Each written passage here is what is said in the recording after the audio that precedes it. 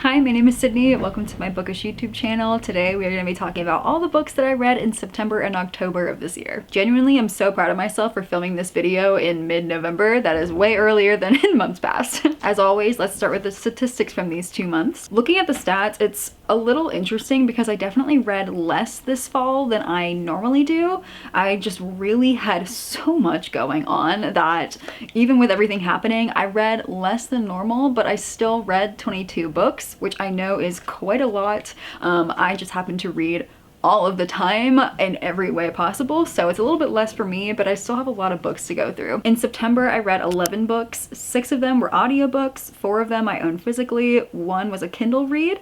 Out of all of those, 5 were fantasy, 2 were romance, 1 was a YA fantasy, 2 were contemporary YA, and 1 was a poetry collection. The average star rating was 3.8, which is a little bit lower than I'd like it to be, but that's okay, it's still good. I had 0 5 stars this month, and I reread 1 book. In October, I also read 11 books. 9 of them were on audiobooks. I was all over the place in October. 1 I read physically, 1 I read on Kindle, and out of all these books, 4 were fantasy, 2 were romance, 1 was a YA fantasy, 1 was contemporary YA, 2 were fairy tale or mythology books, and 1 was a memoir or biography. My average star rating was 4.11, which is much better. I also still, though, had 0 5 stars and 0 rereads. So some good reads still, but nothing that was like an absolute top tier favorite, but that's okay because these 2 months have just been insanely overwhelming in a lot of ways. We're gonna start out this reading recap with one of my favorite series ever now. It's completely new to me. It was introduced to me by a friend, and now there's 4 of us in this book club together, and we are all reading through this whole series, and that is going to be the Kate Daniel series. I've never been like a huge paranormal or urban fantasy person, and so color me shocked when I've been rating all of these 4 to 4.5 stars. These books I didn't even own when I started the series. I've been listening to them via audiobook on Libby, and I loved them so much that I went and I found some of them on Pango, and some of them I bought brand new from Barnes & Noble online because I knew I would want to one day reread and go back through the series. And I'm already on book 6, and I think I only have 2 more that are left on audiobook, and then the rest of them don't have audiobooks, and I'm gonna have to read them physically anyway. This series is so long. I think there's 10 books in the original, but there's also like 10 novellas within this, and then they have like other books and series that go afterwards. So like this is a huge world that we've started, and I'm loving it. My one reread of these 2 months was actually Magic Bites. I listened to it and I was kind of confused in a lot of ways, and I knew I had missed things, and for book club I wanted to make sure I caught a lot more, so I actually immediately reread it, like re-listened to it starting from page 1, and actually got so much more from the story and felt like I had a much better baseline for the rest of the book. So I'm really happy I did that.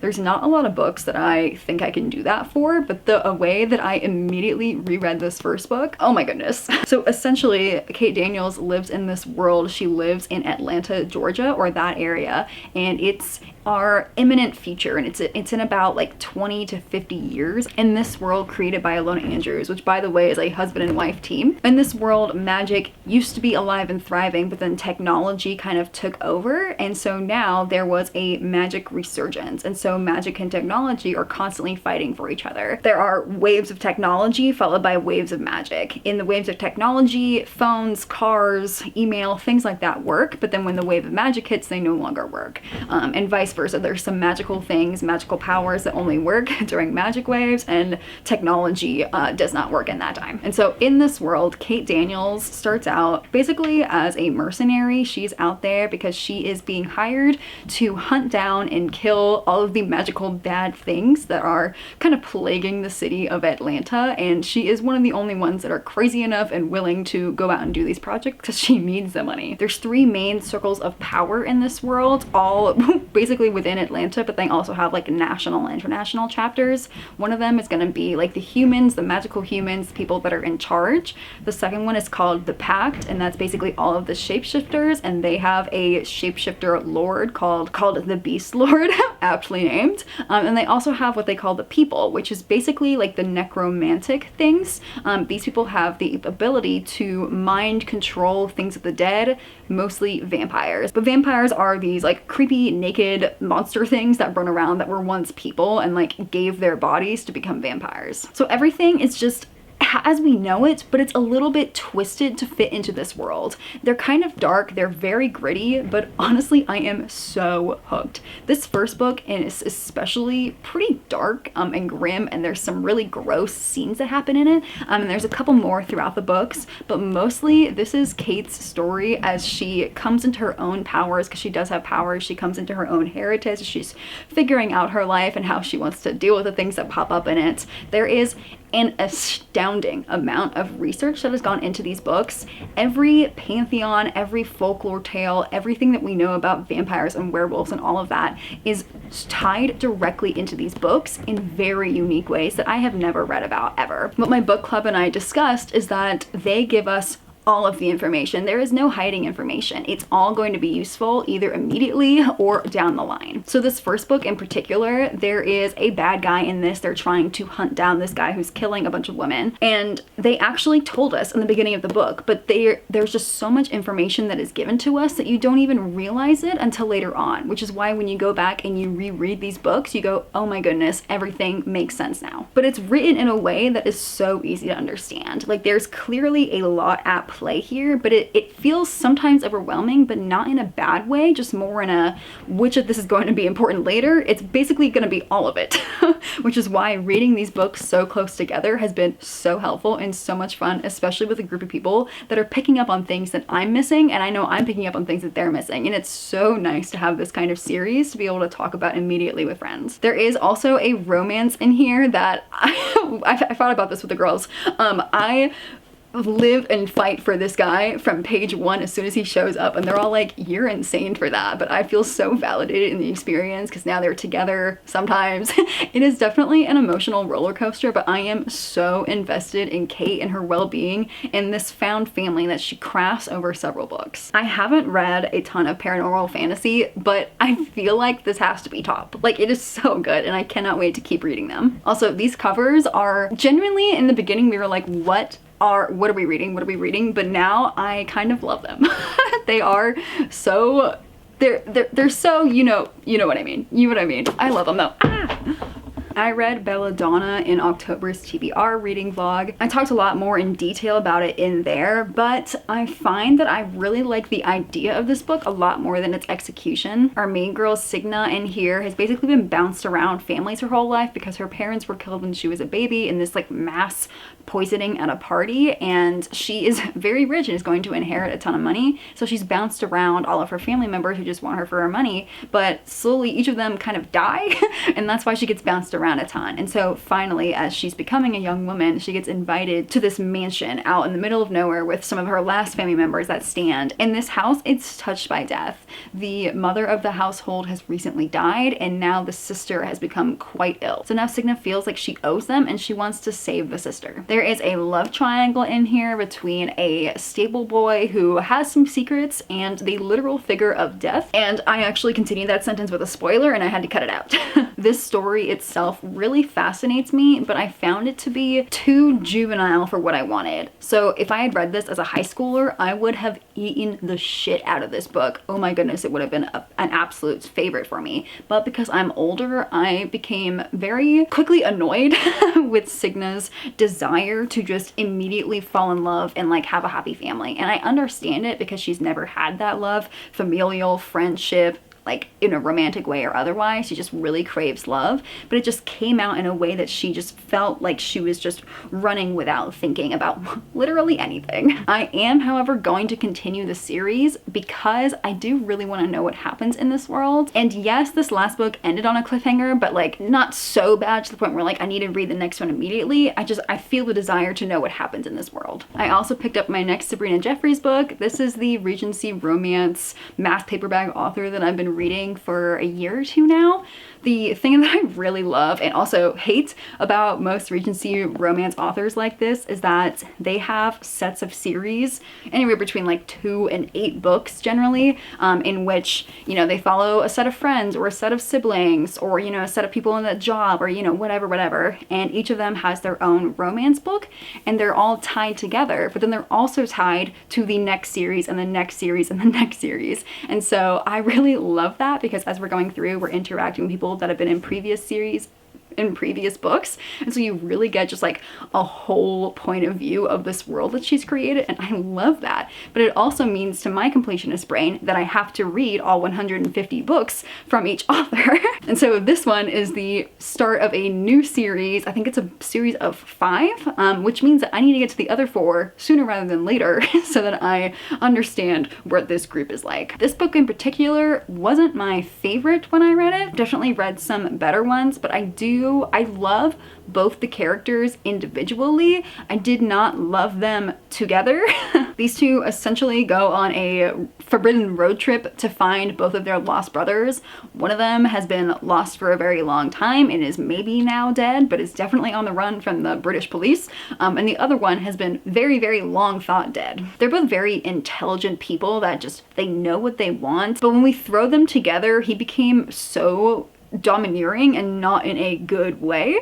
And also he literally drove me crazy because he was like, no, we're on this forbidden romance, she's single, even though we're pretending to be married, like I cannot kiss her, like I cannot let myself cross that line. And she'll like look at him and be like, I have to have sex with her. And I'm like, my guy, my guy. So thankfully this one is going to go into the little free library. It is checked off and I can continue the series. I listened to All Paths Lead to Paris, which I think is by the same author of All Roads Lead to Rome. That sounds about right. In this one, a teenage fashionista, like internet influencer kind of girl is boosting her profile by dating her best friend who is a up-and-coming musician, and they have been best friends for such a long time. They know each other really, really well, and to the public they are dating after years of people shipping them. But while she's in this fake relationship, she meets this cute local boy and they end up having feelings for each other. And this is her trying to manage this new relationship with a cute local boy and the relationship with her best friend. Although at times I was pretty annoyed by most of the story, it ended up being a really cute tale. Not one that I'll reread or one that I'll like be really excited to recommend to people, but if you're into love triangles or best friends to lovers or, you know, little meet cutes in Paris, then it would be a really fun read. I think I listened to it in like a day or two. It was really fun. Also the main girlie has dyscalculia, I don't know, the portion where you have a, like mentally, you have a really, really tough time with math. I also finished out the Primas of Power series by Alexis Daria. Along Came Amor is the 3rd and final book in this series, probably. And in this one, she is a newly divorced woman who is having a really tough time refinding herself. She wants to create a new Ava after this relationship that she's had for most of her life. She's balancing the viewpoints and the, I would say passive aggressive, but it's also just super direct expectations from her family and how they are ashamed of her and upset with her for getting a divorce. She feels like that's a failure in their eyes, and to a lot of them they basically say that to her. And so she's dealing with a lot on a mental load, and this is when she meets this hotelier who just absolutely wants to make her world shine. He is a doer. The way he shows his love to his mother, his sister, and to Ava is by doing things for her. It is spending money, it is making things happen, it's taking care of everyone around him. He started out super poor, and so now he feels like he can use his money to care for everyone around him. This book was a lot spicier than I was anticipating, but that wasn't necessarily a bad thing because they start and she just wants like a single night together, but he's like, nah, that's not enough for me. There were some really good moments in here and some things I really understand, but she is the biggest people pleaser. I was gonna say biggest I've ever read about in a book, but that's a lie. I've definitely read some worse, but she's definitely up there on that list of people pleasers, and after a certain point it just starts to really annoy me because I just cannot fathom letting people walk all over you like that. But otherwise it was a really nice ending to this series that I really enjoy. You might have seen this in my previous TBR reading vlog, but I forced myself to finish The Adventures of Amina Al-Sirafi. In short, I really love the idea of this book. I really love a retired pirate female captain in this very obviously male-dominated world, and she goes around and gets the gang back together for one final adventure. But as an atheist who can be extremely uncomfortable around religion, I really, really, really struggle with this book because, and I'm not even exaggerating, at least once on every single page, every single one of these, there was something to do with religion, either just like mid-sentence them saying a ton of prayers or just like praising God, or even literal mythological being, like fantasy creatures in here, like saying like, yes, God this, God that. I'm like, you are magical creatures. What are you talking about? All of this stuff was just, it was too much for me. And I really, really struggled with it. So especially when I was reading it. And so I ended up finishing it via audiobook when I just like sped it the hell up to like 2.5 or 3x speed just to force myself to finish, because I really wanted the adventure. I really wanted to know what was going to happen, but I was really struggling reading through those portions. So if you're like me and have some religious trauma, or you're just uncomfortable by those things, I would maybe skip this. But if that doesn't bother you, then this is a really unique and fascinating tale. But I shall be getting rid of this book because I will never reread it, and maybe it will do somebody else some better good. I next read Tea You at the Altar, which is the next book in the Tomes and Tea series. This is technically a cozy fantasy, but there is some bigger politics at play here. This one was considerably less violent than others in the past, but even the action, like, you feel like they're going to be safe, they're going to be fine, like it's going to be okay. This one is like their wedding book. This couple has been together since the first book. They are already an established couple. It is the biggest and most powerful mage of their lands and an ex-queen's guard for the crazy, corrupt queen from the kingdom down below. This book, they are planning their wedding, but they're also planning a coup. I'm really invested in this world, even though this book wasn't my favorite. Action-wise, I did really enjoy it, but that's because all of the action took place in the last like 15% of the book when everything started, was actually happening. But the entire 85% leading up to it was people having the same conversations over and over again leading up to the wedding and to the coup. And so, they'd be over here talking to these people, and then these people would show up from a previous book, which was really fun, and they would have the same conversations here, and then the next day would happen, and these people from this other previous book would come out and they would have the same conversations here. So I was already invested in it because I like this world and I love the repeat characters, but this felt like it should have happened 2 or 3 more books down the line when we had more characters we could have pulled to the beginning and like had more of an established everything basically. But I definitely will be continuing with this series because I do really like the world. And it did end on a super huge cliffhanger. I'm not certain I like the way that they resolved things right before the cliffhanger. I think it makes sense, but I feel like it was a bit too simple, even though this is a cozy fantasy. I don't know, I'm still undecided on that, but I definitely will be continuing the series. And then for my Guinea-Bissau book, for my Read the World challenge, I read Anos Kutu Manda, I think is what it's called, which is a poetry collection, and it was split into 3 sections. It was politics, love, and self, and there were a lot of poems in here that I highlighted. She had poems all the way from like haikus, like really short poems, all the way to a couple pages of like kind of free speech, kind of free verse poems. And a lot of them like really resonated with me, and I like would read it and like sit there for a minute and ingest it. And then other ones I was like, what is this doing here? So it was a very interesting collection. The last book that I read in October was Firekeeper's Daughter, and I read this all in one day. Like I kept switching between reading it visually and listening to an audiobook, and from morning to night I ended up finishing this whole thing. There is a tragedy that occurs in the Ojibwe tribe.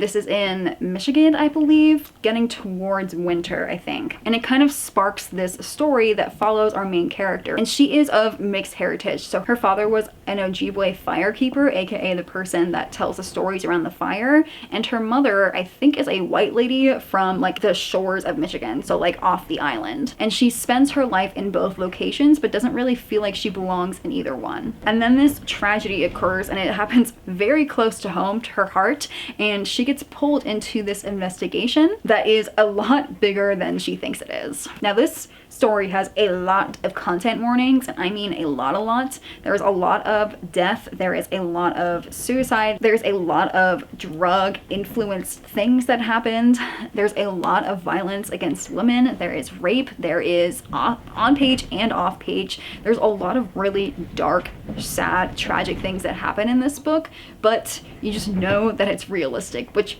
really sucks, but it is unfortunately the reality that a lot of Native American people go through, especially women. And so reading through this book was difficult, but it just felt so real in a way that like you just could not stop reading. There is also a love story that goes on in here, and although it's not the main plot of this book or the main thing, it is a large part of the story. There are so far 2 other books in this world, not exactly sequels or prequels or anything, but they're in this world and they have the same characters, and I definitely intend to read them. I am trying to get back into my Greek mythology era, and so I ended up listening to 2 separate story collections, and they are just super short overviews, basically the same stories just told in 2 different ways, of little stories of each of the 12 Olympians, like the creation stories, the Titans, a lot of the heroes. I listened to them both on audio and they are pretty short, but then I realized as I was looking them up on Goodreads afterwards that they're actually like children's picture books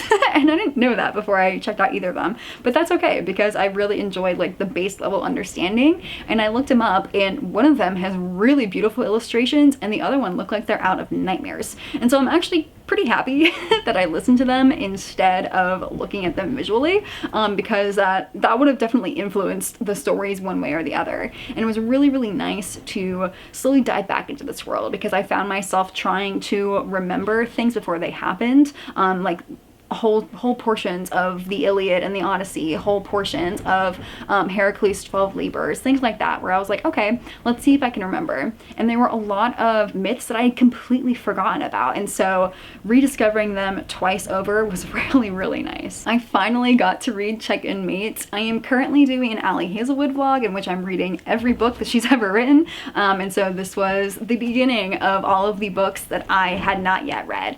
I've been wanting to get to this one for so long. It's, I think, her only YA book she's ever had, and it is one of my favorites ever so far. This one follows 2 chess prodigies as they navigate the world of chess. One of them is the current world reigning champion. It's this guy right here. He's pretty young, but he's very sure of himself, and this is our girly right here who is the up-and-comer, but she's very reluctant about it. I didn't really like the idea of why she's reluctant about it, but it can make sense to a teenager brain, and that's okay. I loved their love story. He is so obsessed with her in a very classic Ali Hazelwood way, and this book, if you don't like the spice of her other books, definitely check out Check-In Mate because it was so good, and both of these people are so capable and so intelligent. Oh, one of my new favorites for sure. There are a lot of books by T. Kingfisher that I really want to read, and so I decided to, of course, put her in my author tracker spreadsheet and then go through all of her works chronologically, as I do. I skipped some of her short stories. I'll go back to them eventually, but I did start her Clockwork Boys series. This one is, it is so interesting. If you are looking for, like, I wouldn't call it cozy fantasy, I wouldn't call it that. It's definitely like a fantasy, also not lower stakes, but it kind of feels that way. I don't know. It's this road trip fantasy in which all of these people who owe the crown something are basically sent on a suicide mission to try to learn how to take down the enemy's gigantic weapons of war that are called the Clockwork Boys. And they are these gigantic amalgamations of magic and technology that are so good at entirely wiping out whole villages and taking out armies. And so we follow our band of misfits. Our main girly is, I've never read a character like this, but she is a forger. And so she forges documents and makes money off of them. But she owes the crown because she got caught by forging some documents that kind of messed up some of the queen's trade. And she brings along her ex-lover assassin, who is so off his rocker. I love him. And then she brings an ex-paladin who's like basically like a religious knight to their like godly world. They have a ton of gods in that world. But he was possessed by a demon and slaughtered a ton of nuns, but nobody believes he was possessed by a demon. And so she picks him up too. And the last one is they have a scholar, a very young scholar who follows another god. But he is the most sexist, misogynistic, like impressionable young guy you've ever met. But like in a way that's sad, but also in a way that's really funny, because he's afraid that if our main girly like breathes the same air as him, his balls are gonna like shrivel up and die. It's completely absurd. All of these characters are completely ridiculous. The adventures and the things that they run into along the way are all completely ridiculous. It's funny in a way that's like self-deprecating, that they're all like, we're gonna die, like it's fine, like like they know. But it's also funny in a way that like they're truly protecting each other. Firstly, like just to be able to make sure they're not going into this alone, but then they start to care for each other. There are some feelings that get thrown around a ton. I am really here for these people's adventure, and I cannot wait to start the next book. I listened to Year of the Tiger by Alice Wong. It's basically a autobiography, but with a ton of mixed media. She has been an activist for disabled rights for basically her whole life. She's been wheelchair bound for a long time, and she continues to have increasingly more difficult to navigate health things that kind of plague her body, but she continues to be extremely outspoken about disabled rights and making the most out of every day. And so this memoir, autobiography, I don't really know how to categorize it. It is a collection of transcripts from her podcasts or interviews. It's a collection of short stories that she's written when she was a teenager and like first trying to get rights, to more recent essays that she's published, to like story times of like when she met Obama as a robot. So it's a lot of collection of things. The only thing that I'm sad about is that because I read it, I could not for the life of me figure out how to access all of the PDF things that go along with it. So there's a lot of photos and visual things that I missed out on because I listened to it. So if you're interested in any of that, I highly recommend checking it out from your library so you're able to see those images and all of the accompaniments that I missed out on. The Kiss of Deception was on my 25 and 2025 list, and I don't remember why, and I kind of regret it because I didn't really like this book, but I will be continuing the series because I want to know what happens in this world.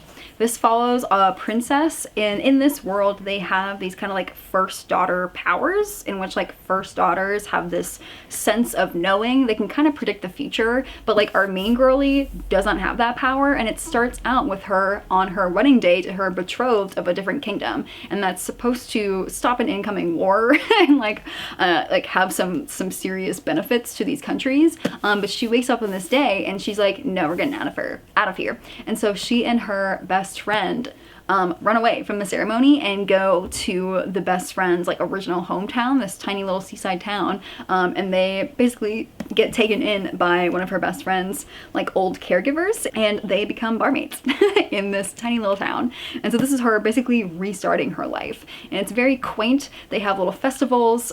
She is learning how to human. She's never really cleaned anything before. She's never cooked anything. She's never served tables. So she is a princess learning how to become a peasant, basically. So she's starting this new life for herself, and she's really excited, especially on the day that two very handsome young men come into her tavern at the same time. And it just so turns out that one of these is her betrothed, the prince that she ran away from, and for who knows what reason, I still don't know, he came after her just to see what she was like. And the other one is an assassin who has been sent to kill her. Immediately, both boys fall head over heels for her, and she falls for both of them. But then as the story goes on, she starts feeling like she starts liking one more than the other. And I talked about this in the reading vlog, but I assumed one of them was the prince and one of them was the thief. But as we kept going along, one of them, it was actually switched, and so the guy I was rooting for was actually the other one, and I was like, wait, I'm confused. And it was because I listened to this mostly, and I still don't know. Somebody tell me if you've read this before, if this is a me experience and I'm just dumb and I missed something, or if she was intentionally misleading, because I ended up going back and rereading a ton of portions to try to figure out if I just missed something, and I couldn't find anything. So if you had the same experience, let me know. But it kind of was revealed towards the end when like the last 10% plot actually happened. So I was like, okay, maybe, I don't know. So there's this whole love triangle going on, and apparently you don't really know who is who. And at the same time, her best friend is having some classic best friend of a fantasy heroine problems that just pissed me off so bad. And yeah, there's a big amount of plot right in the last 10%. Then I'm like, dang it, I do have to continue this world because I know, like, I want to know what happens. But everything leading up to it kind of pissed me off. There's also at the same time, I put a lot of my mental energy into this instead. There's this like mystery going on in that in the beginning of each chapter, or like in between a couple chapters, there's like this story of a poor mother telling her daughter a tale that could be from a long time ago, but it also could be in the future. Still don't know. So I will be continuing the series reluctantly. After the heist of the Louvre, I really wanted to read a spy or like heist novel, and so I picked up the only one I have on my shelves, which is Mr. Nice Spy. I listened to the first book in this series over the summer, maybe last year, I don't remember, and I really enjoyed it, and I've been really looking forward to this one because I liked this main guy better even in the other book, and I am so thrilled with this book. It definitely hit all of my expectations. And this one, she is a pyrotechnic engineer with a famous father, or at least she thinks, but when she does a DNA test, actually no, it turns out her father is indeed very famous, but he's not a movie actor, he's an international crime lord that just escaped from prison. And so the FBI gets involved, and so does the father. The father kidnaps her, brings her to Paris, along with her fake boyfriend, because the CIA agent that she met before all this went down, turns out, yeah, he's a CIA agent, and he is very, very much in this, and so they get kidnapped together, and they have to pretend to be dating so that they don't die, and so that they can get out together. And their chemistry is actually off the charts. I think they're so cute. He is hard of hearing, and she, her movie star father, who she thought was, had to learn sign language for a role, and so she learned sign language for a role so they would have something in common, and so now they can talk, and they are actually so cute together. I really like them. The beginning is plot heavy as things are just immediately happening. The middle can be kind of slow because they are literally like trapped together in her evil father's lair as prisoners, and so not a lot really happens, and then towards the end a lot more plot happens, but I still listen to this in one day.